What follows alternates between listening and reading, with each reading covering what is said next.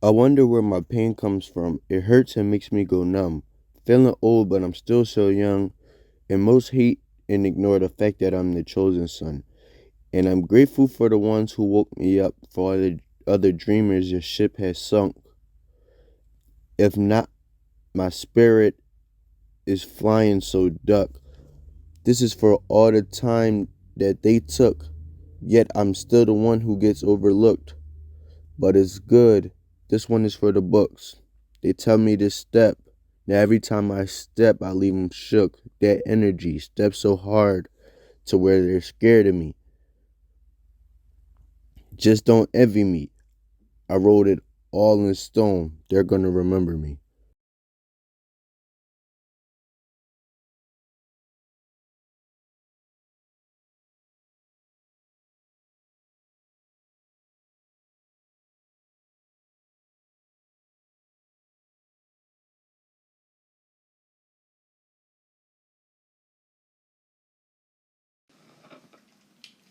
Today, I was upstairs vibing to K-pop in my headphones, singing "Ice Cream Chillin' Chillin', Ice Cream Chillin'" when I hear my full name being called from downstairs.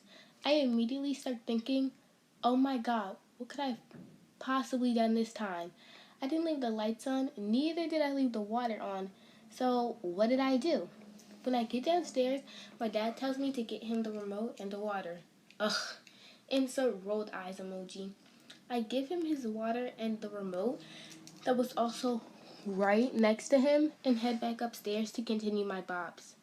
The second I put my headphones on, I hear, "Dinner's ready." Then at that point, I folded like an omelet and yeeted myself down the stairs into the TV and broke it. The next day, the worst possible thing happened. We had a pop quiz in math. I folded onto my desk. I was done.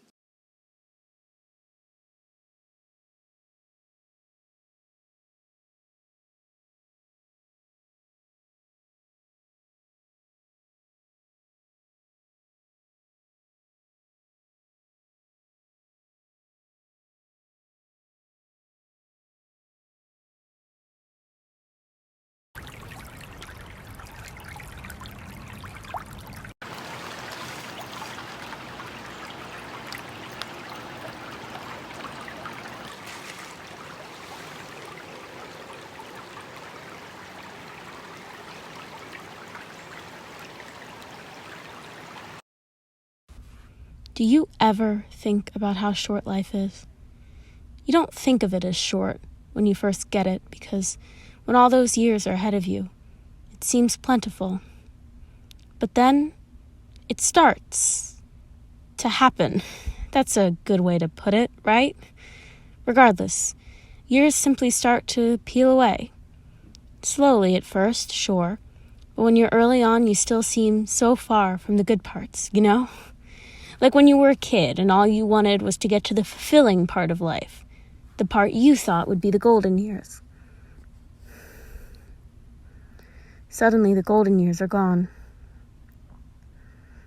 Before you even knew they were there.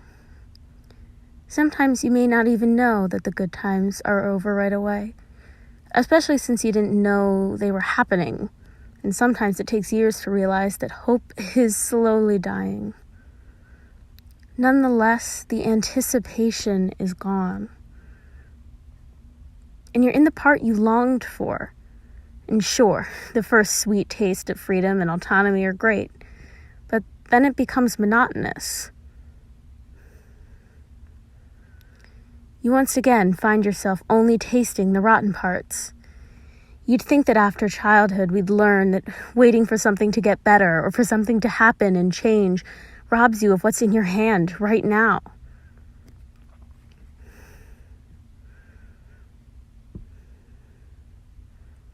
But no, we're not quite that smart yet.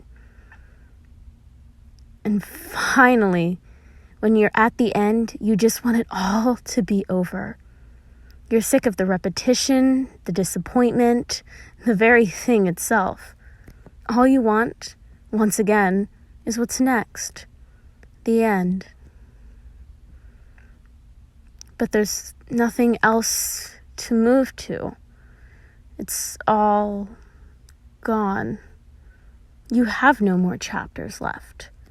Nothing else can happen to you. No more anticipation. No more letdown. All of it. Gone.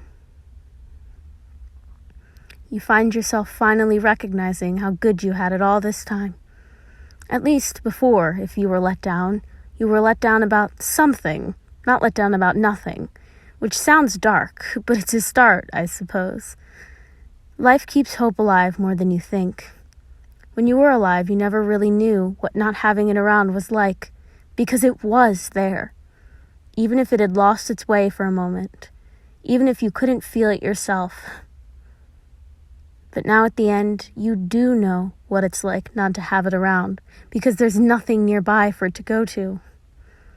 Now you see what you thought you saw the whole time. It's sad, isn't it? Getting something taken from you the moment you began to see it for the first time.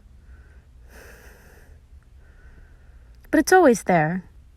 Hope, possibility, fulfillment. All you need is something left. A little more time to see it.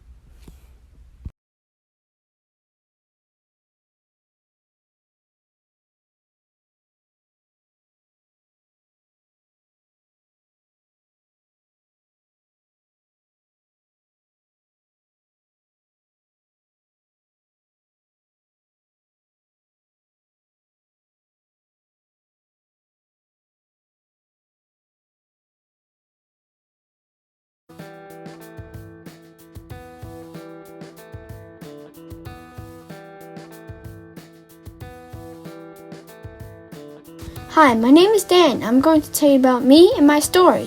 When I was just a little bitty robot, me and my family had a normal robotic life. When I turned 5, my dad bought me my first fake ray gun, and I fell in love with it. I'm telling you, if that thing fell off a cliff, I would go with it. So when I got my ray gun, I knew I wanted to become a police robot, and that was my dream. Now, here I am at the official University for Robots, just about to become an official officer to stop bad robots and people. Last night I went to charge like any normal robot would do. The second I disconnected from the charger, I was assigned to my first mission. I went to my commander and he said, I'm assigning you with 3 other robots. They are highly trained and good for missions. Don't mess up. I came to find out that we were assigned to hunt down and kill a local bad robot named Tyrus that had been in the gang for a long time now and had kidnapped multiple peacekeeper robots. Peacekeeper robots blow out a special pollen that makes people happy. Without them, lots of people would start to go bad and the crime rates would go up. Before I went on the trip, the leader robot named Rhino said, if you take this as a joke, you will be sent home immediately and will be known as a disgrace to your family. Fast forward to the night, and we were in the secret base in the abandoned building. We used a special soundwave machine to block the other robots' hearing and climbed through a window. We got in our positions. When we were ready to fire, but just one of the recruits had to laugh. One of the bad robots had overheated and let out some gas, and it made it sound like vroom, boop. The second he laughed, all the bad robots pulled out their guns and started shooting. They shot all the recruits, and the only one left was me. I knew what I had to do. I pulled out my minigun and let loose. Boo! I had shot all the robots except Tyrus, who had a P90 and almost shot me. Click, click, click. We both realized that we had ran out of ammo. It was time for a fist fight. Tyrus had swung his sword hand by my face, and I instinctively ducked. His sword had a vroom with a laser edge that was steaming hot, whistled inches by my face. When I ducked, I threw my right foot forward, thinking I could catch him off guard, but that was a mistake.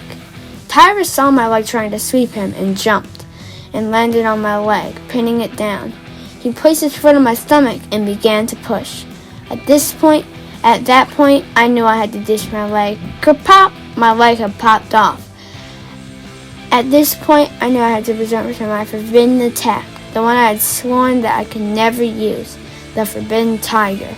I ejected myself from the processor and immediately felt a surge of power. I felt myself transforming from a robot into a tiger bot. I slashed Tyrus' face. swung my foot under, knocking him over, and smashed his processor. I celebrated my victory as much as I could with only one leg, then called for backup.